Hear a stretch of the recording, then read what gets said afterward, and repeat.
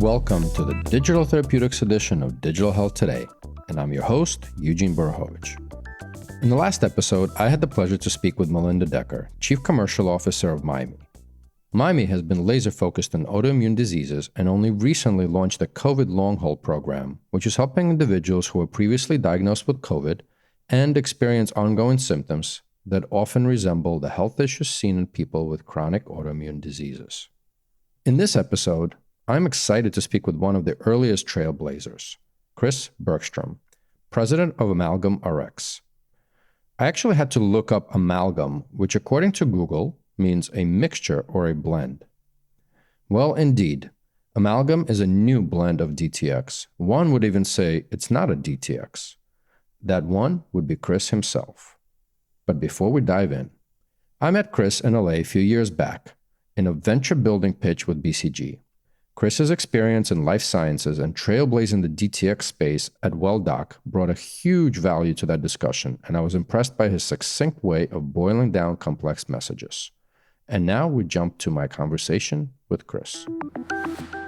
I'm here with Chris Bergstrom, president of Amalgam Rx, and you will probably correct me on pronunciation of the company. I know it's pretty easy, but I was born outside of US, so maybe that's the challenge. So give us a little bit about yourself, because we want our listeners to get to know the trailblazers behind the voice of the podcast. So welcome. Yeah, Eugene, thanks for having me. Great to be here. Wish we were in Barcelona. It's my favorite city. By the way, have you ever seen a beach restaurant club called Balulu up north in Maturo? Not yet, but I'm taking this down as a recommendation now. Yeah, I'm taking you there sometime soon, as soon as we start traveling again. All right, fantastic. So it's been an interesting journey. I've been in healthcare my whole career. When I left college, I literally said the only industry I don't want to go into is healthcare. I based that on not enjoying biology class. Accidentally, I ended up in it, and it's been just a phenomenal ride. And I had no idea, the difference we could make in so many ways. Long, arduous journey for each of those, but we can. I'm an entrepreneur at heart. I was doing kind of classic life sciences, pharma, med tech diagnostics, and most often like a brand manager. And, so essentially I'm pushing my product. Hey, buy this product, don't buy that product.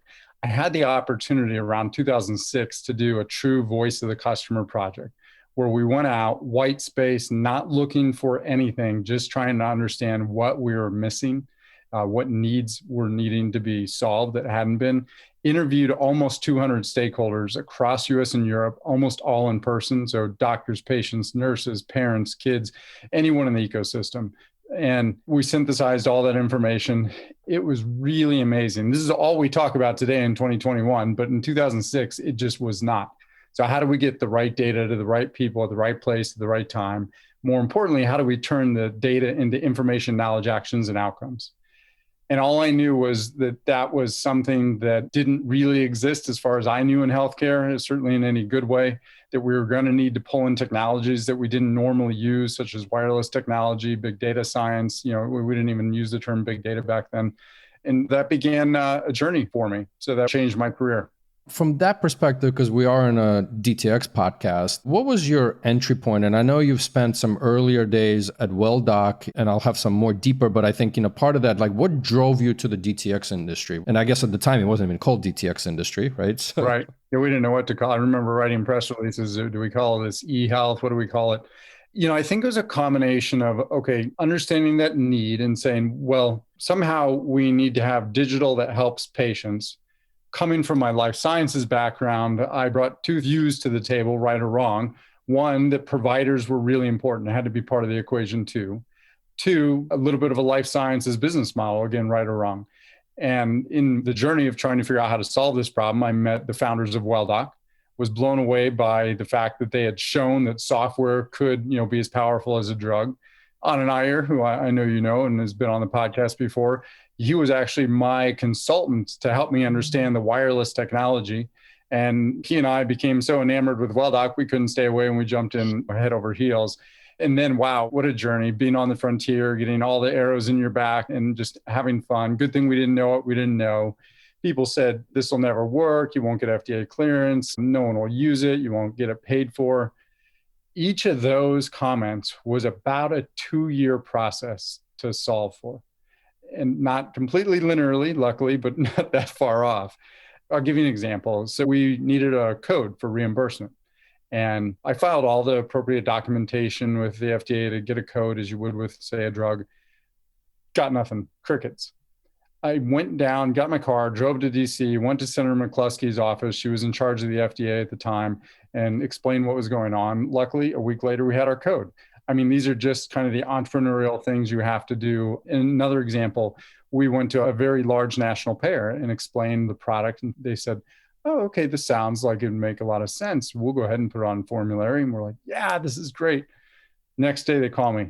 We don't see any prescription. So this isn't even worth our time and hassle to put it on formulary. It becomes this chicken and egg.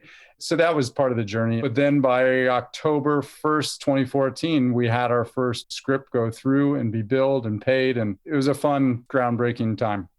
Yeah, and I'm just kind of thinking about, as an entrepreneur, getting in the car, have enough cojones, since I'm here in Barcelona, driving to a senator's office, right, or a representative's office and asking these questions. And to me, it's interesting because you didn't go into the detail of sort of your own backgrounds from, I'll call it logos perspective, but I know you spent time at a larger companies as well, like BCG. I think this is when we met for the first time.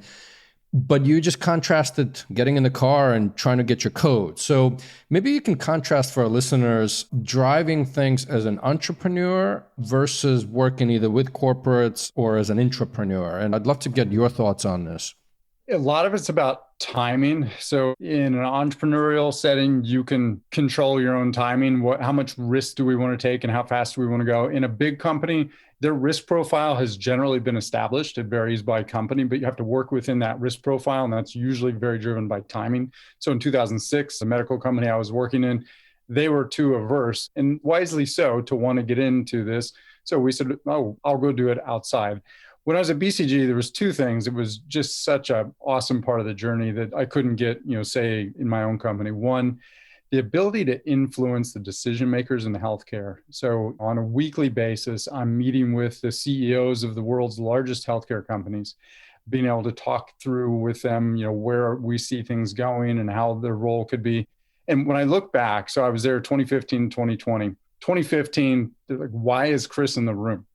2016, okay, I know you need to be here. I don't know why, but I'm really ready to listen. 2017, okay, I've been appointed a vice president. He's got a small budget. Can you work with him or her to figure out what this is all about, what it means to us? 2018, okay, we have a larger team, a bigger budget. We're going to try a few things internally, externally. 2019, we realized we failed at a bunch of stuff. What can we learn? 2020, we're back out the door with those learnings. And here we are in 2021. And that's a really normal progression of what can happen. Also in a big company, like a BCG, I can grab 50 people, 100 people within 48 hours and apply them to a project. And these are some of the most talented people in the world. So that's cool. But being in the entrepreneurial seat, as you know, driving your own destiny, hiring your own favorite people, spending on what you want to spend, having your focus. And I also think important, at least compared to, say, like a BCG, you can build your own IP. And in the case of Amalgam, we're lending that IP out to others, which is a sustainable enabler of things like scale. And so that's exciting. It's not just a labor-driven business. I just wish we can kind of combine it, because that 5-year journey of, well, let's do this, I think that's like a 5-week journey in a startup, like, let's try this, but then I would love to just scale on demand, right? So, but anyway, that's a whole other podcast probably in its own. It's one thing that we are doing. We have a bit of a startup full of grownups, I say. So we've done big stuff, we've done little stuff, and hopefully bringing those best practices together under our roof and bringing the best of big companies and small companies together. So with that experience, maybe we can do something. That's a perfect segue, right, into Amalgam, right? Amalgam. Okay. Now that for the listeners, we got it straight. So obviously you've known the founders, you've built company before with them. They've been at it now for about 5 years or so, if I'm not mistaken, but you'll correct me. Maybe give a little bit of who you guys are and what took you so long to join Ryan and team. So one, I was having fun at BCG for the reasons I mentioned, but I always had that itch to get back to something what I was personally looking for is a company that was aligned to my passion, which is to prove to the world that digital health could work, Then once I was part of that process, it's been for the last 7 years, scaling digital health. How do we help the world scale? And Amalgam was very aligned to that vision. I waited, maybe hedging my bet, until I thought that they had the pieces of the puzzle and the capability to actually deliver on that vision. And when that happened, it made sense, and I couldn't stay away and jumped in. What we're focused on, so our vision is to scale digital health. We know we can't do that alone. So a lot of it is, how do we bring parties together in ways that they maybe weren't able to do before? How do we bring providers and life sciences companies together? Oftentimes there's good and bad and structural reasons why they challenges working together. But most things in healthcare that have scaled involve life sciences and involve providers. So we're very passionate about that. We think we can support that with some assets that we have. So we bring real world evidence to the table. We have billions and billions of real-time, real-world evidence data points, which allows a lot of things to be unlocked retrospectively, prospectively, empowering other products. We have a product tech stack that we can allow other people to build great products. We can build those ourselves for them. We know how to integrate, and we have the tools and capabilities and assets to integrate it into the provider workflow. We can talk more about that. And then we do all of this generally in a very secure, compliant, regulatory QMS way, so that we have the flexibility. If we need to be regulated, we can be. So that's kind of who we are, what we're passionate about, what we're doing. We've been pretty quiet, so not a lot of people know about us. I think they'd be surprised what all we're doing. I can't wait to continue peeling that onion, right, in this discussion, because yes, at a peripheral, I've been watching you guys, but then I think it would help to make sense out of, and maybe we'll start with the originating team, let's put it that way, because I'm sure you've been in the conversations from the beginning. Can we talk a little bit about kind of what's DTx business? What was the original hypothesis of the company, right? Business hypothesis, and then how it evolved. And I'm sure we'll get into more discussions on this. It was a bit of a two-step. So number one, how do we build a company that's self-funded almost from the beginning, so that we have the flexibility to move where we believe and we're passionate about? And so the company was able to do that. And they were able to do that by saying, well, what are we, the founders and some of the initial team, very good at? And that was building digital therapies. And so they said, can we build a business almost immediately based on a decade of experience building digital therapies? And they were able to do so. Last 4 going on 5 years, we've grown top line revenues, triple digits, been able to control our own destiny, just funded with friends and family originally, and now self-funded. So that's been great. What it allowed us to do was build capabilities, build a team, have a sure footing.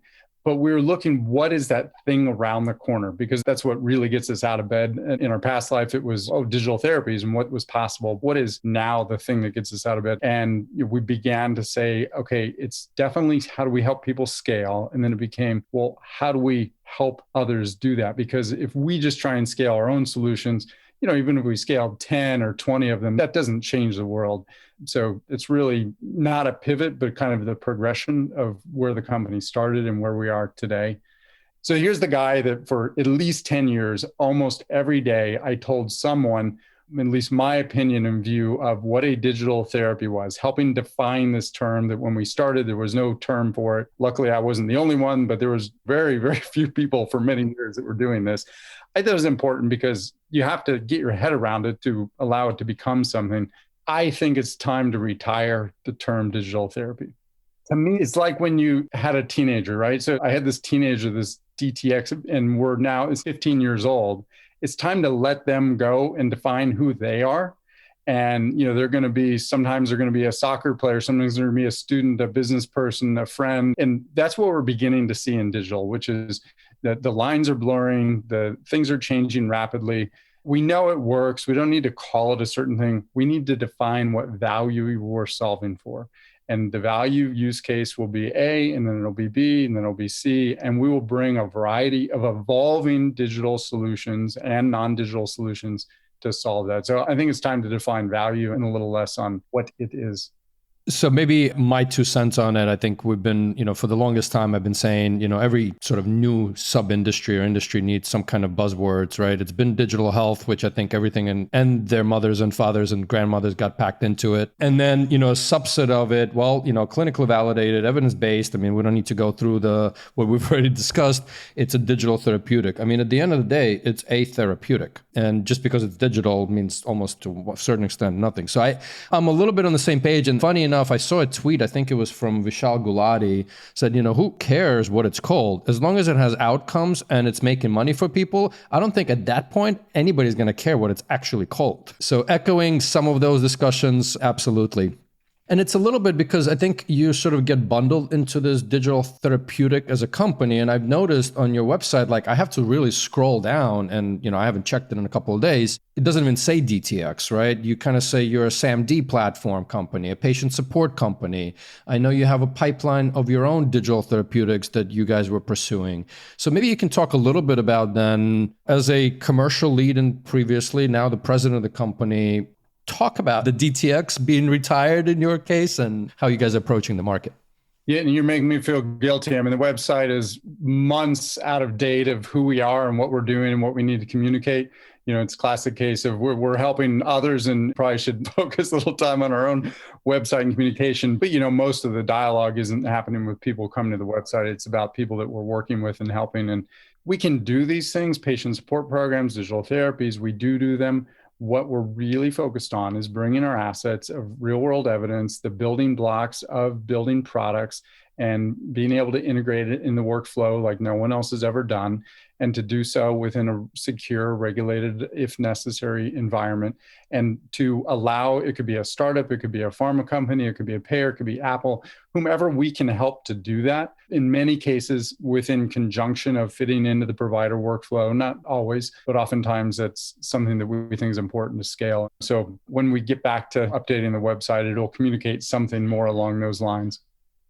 But while it's not update, I think what you just described, yes, there's digital therapies and you helping others. But I think, again, as a mission of the company, it's also evolved, which is interesting to see.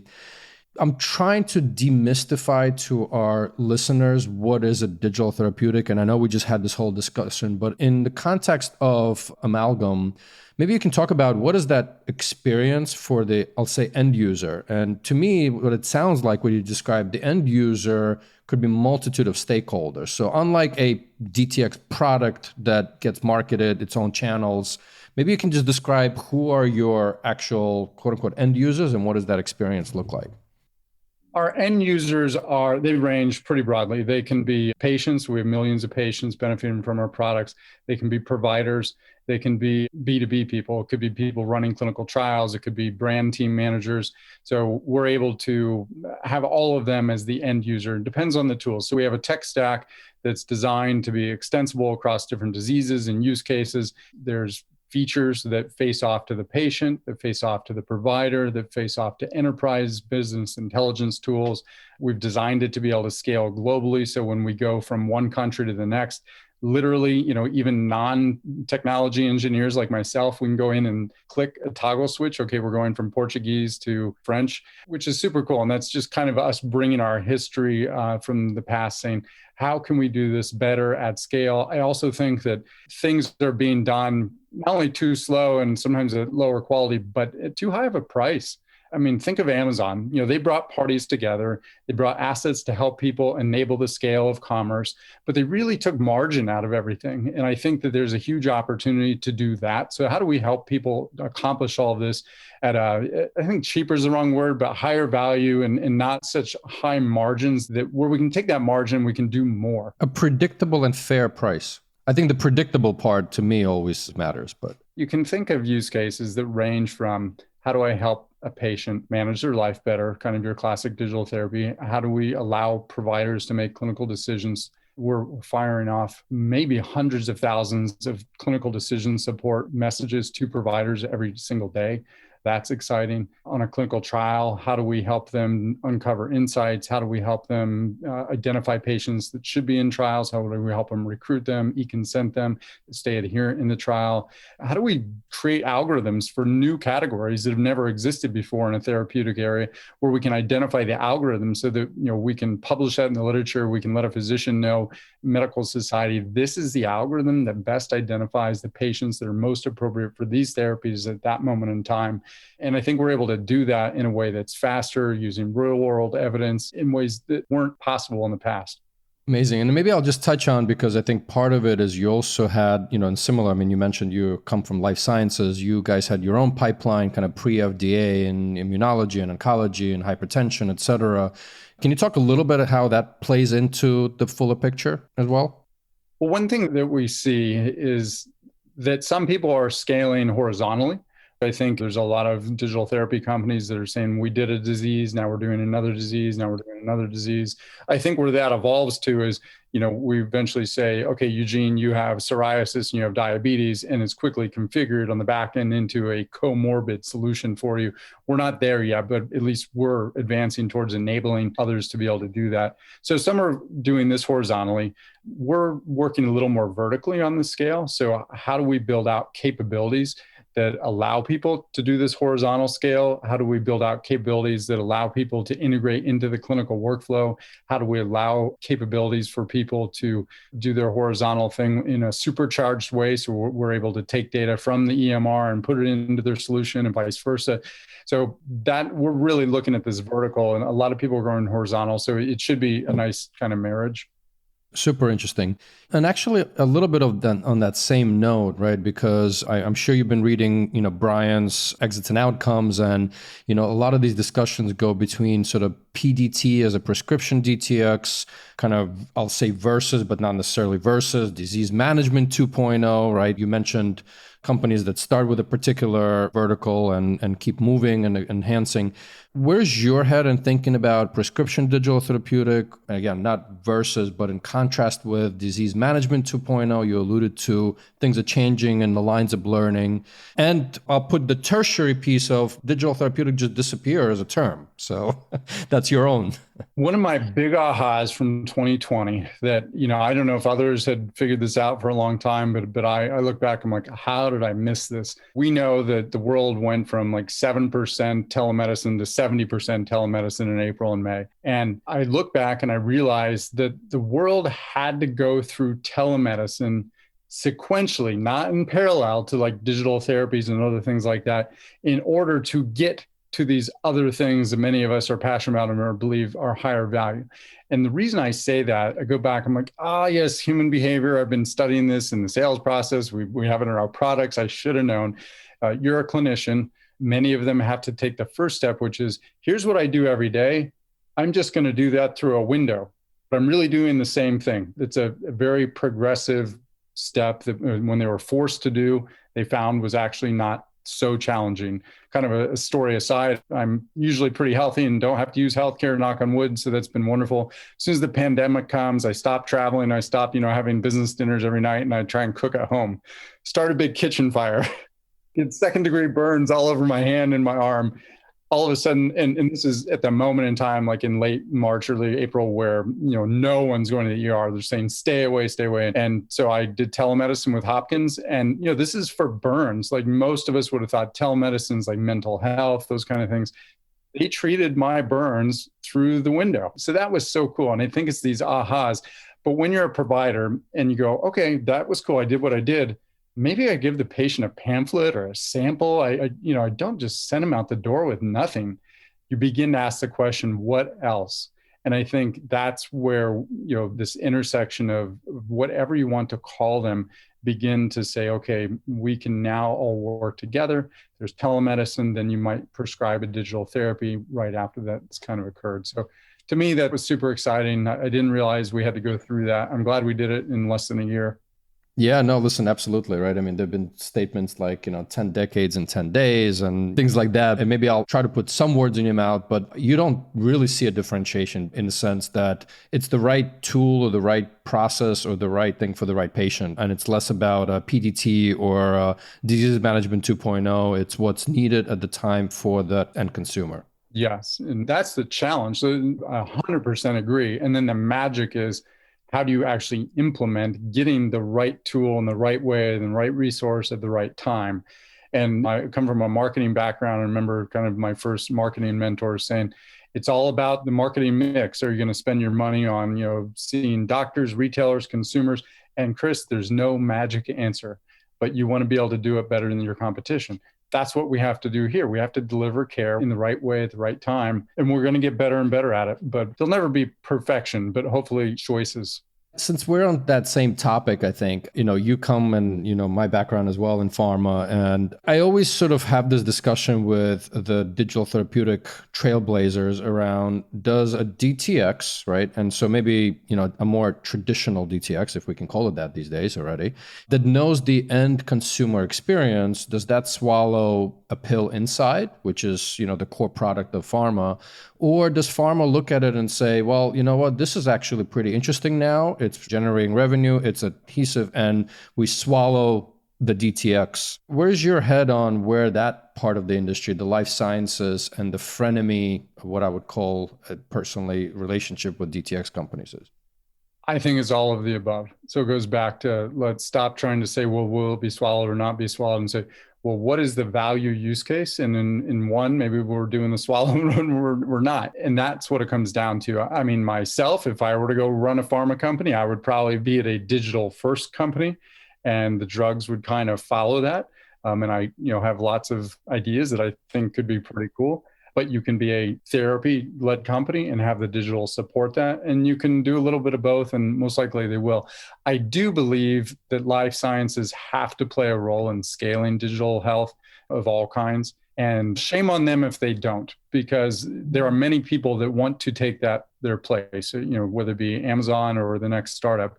So they can't do nothing, but they are in the position, they better than anyone else can influence payers, providers, consumers, governments, and a couple of sub-segments on a global scale better than anyone else. And it's been fun for me to be an advisor or a partner to them. And it's a very normal journey. They're only like 5 years into it. And they've got another 10 years before you really see it being a huge part of their business, but they can't go from 0 to 100. So they've got to progress. Yeah, I mean, if I look back on kind of the digital health investment tracking, it's only been 10 years, right? And only may sound like a long time, but it's not for behemoths like that. I'm trying to keep with, I'll say, the existing value chain of it. When we talk about digital therapeutics, there's companies that are going to market more consumer, getting the data and clinical validation and coming back in. There's others that set their mind as we want to be a prescription to begin with. In all of those, there's human beings. And I'm not only talking about the patients or health consumers. Where do you see the role of, obviously doctors, nurses, and in our case with your coaches, even health coaches, right, in all of this spectrum? This was another aha for me that it came a couple years ago, but it wasn't 10 years ago. So it was somewhere in the middle of my personal digital health journey. And sometimes when I'm presenting, I have a pyramid, and it kind of looks like Maslow's pyramid, but it's not necessarily meant to be hierarchy. And this goes right back to what we just talked about, is that I think it's about getting the right form of care to the right patient, the right place at the right time. And I think there's at least 4 good buckets of, so face-to-face care. And this can be from a community health worker to an Uber specialist clinician. Then remote care of that same group of people, going through that window. Then there's AI-driven care. So, we don't necessarily need the people involved, and it's delivering 24/7 and doing things that a human can't do. And I even believe, and, we're building some assets that it can move towards empathy. And, it's going to move to the point where it can be a human, but it's not going to replace the human. There's a time and a place for it. Then the last one is peer-to-peer support. So who's walked in my shoes, and how can they not only bring empathy, but support? And, I've seen people drive 100 miles to provide some of their products to other patients that for some reason need those products. And to me, that's the pyramid of resources. And they don't need to all be bundled under one solution. But if you're building a solution, it needs to fit into an ecosystem and be integrated with in a way that a patient can experience all 4 of those. A consistent experience for the end consumer patient. We talked about a little bit of the doctors and the human beings surrounding it. I want to touch on your recent acquisition, Avhana, if I'm pronouncing that one correctly. Can we peel the onion a little? Because again, what I got out of this conversation so far, you guys are not a traditional DTx company as defined. So when I saw that announcement, that was pretty interesting. Maybe you can explain a little bit on that. This was a key piece to the puzzle of helping our vision of bringing parties together for the purpose of scale. So Avhana was very focused in serving on the life sciences. On the provider side of things, providing clinical decision support. They have a rules engine that's more impressive than anything we've seen embedded inside of all the major EMRs. So when a clinician's using their screen at the point of care, so this is the last mile, right? This is where decisions are actually being made in healthcare, then trails in terms of which direction it goes from this point of care moment. They're able to provide recommendations to the provider. They could be safety guidelines. They could be quality practices. They could be therapy decisions. Here's the labs that are overdue. They could be, here's the digital tools, therapies, whatever you want to call them, that could be available. And then with a single click, implementing all of that for the provider. So it's right there in the moment and in the workflow in a way that they're very familiar with. So to us, Avhana had earned the trust of the providers by helping them practice better care, enabling enormous amounts of savings. And with that trust, we're able to come in and we're bringing a lot to the table that was on the Amalgam side to find that synergy in a way to bring some of the things we've been doing, some of our life sciences partners together so that those two parties can work together and do stuff that hadn't been done before. Well, that sound means it's time for a question from my journalistic partner on this podcast, Brian Dolan, who is the founder of Exits and Outcomes, and as I like to call him, the digital health detective. Let's see what question Brian has for our guest today. Okay, here's my question. Amalgam might be the first company I've tracked in digital health that made an acquisition announcement before it made a funding announcement. So is Amalgam bootstrapped? How could it afford to make an acquisition so early on? And could you share more about the company's financing? Brian, very interesting question. I miss the days, Brian, where I could read every single one of your articles. I can maybe do it with your new publication, but on your old one, I can't even keep up with the daily articles. So it's been really cool. Thanks for being part of, really helping establish the industry. You and I have talked about that before. To answer your question, it starts with, who we are as entrepreneurs and where we are in our career and our life cycle and what we've learned or not. We really believe it doesn't always have to be this way, but we believe it's awesome when a company can be self-funded. And so we really built and designed Amalgam to be self-funded. And it bothers at least me a little bit with how much glory is put on people raising money, right? That's not accomplishing changing the world. That's accomplishing raising money. And I think there's absolutely a time and a place, and you'll probably see us raise larger rounds of capital, but it should be purpose-driven, where you really have a great use for that money, not driven out of necessity. So that's just a little bit of our philosophy. And so we have luckily been able to drive the company that way. We also believe very much, again, going back to our mission that digital health needs to scale, that it's time for roll-ups. It's time to do things like, whether you're doing horizontal integration or doing vertical integration, that this is the time to be able to put pieces of the puzzle under one roof that haven't been done before. I think you're going to see us do more of that. Just even in the first 2 months in post-acquisition with Avhana, we're seeing some amazing synergies. So that's kind of where it came from and why we did it. And we're glad that we were able to do it. Plus picked up, just a super talented team. So that's always important. And maybe I'll just chime in here. I kind of joke around that it's harder to raise money, aka revenues, from customers than from VCs, right? And so I think just to tack on to a little bit of your answer is great. If you can self-fund it and raise revenues from customers and then continue moving in that direction, that's fantastic. And you're in control of your own destiny that way, right? Completely. Well, listen, we started with this podcast getting to know you, Chris, and I would love to end it, as always, as each of these episodes with you. So would love to understand what gets you up in the morning and what is your why? Very simple. And I've been saying it, scale, scale, scale. Like for me, 10 years was prove that it can be done. We're past that. Now it's prove that it can scale, show what is the end-to-end journey for that, show all the tools and the pieces of the puzzle that need to make that happen. And don't just do it for our products, but help other people do it. So that's my motivation. And obviously the reason that we do that is to help a lot of people, not just a few people. Amazing.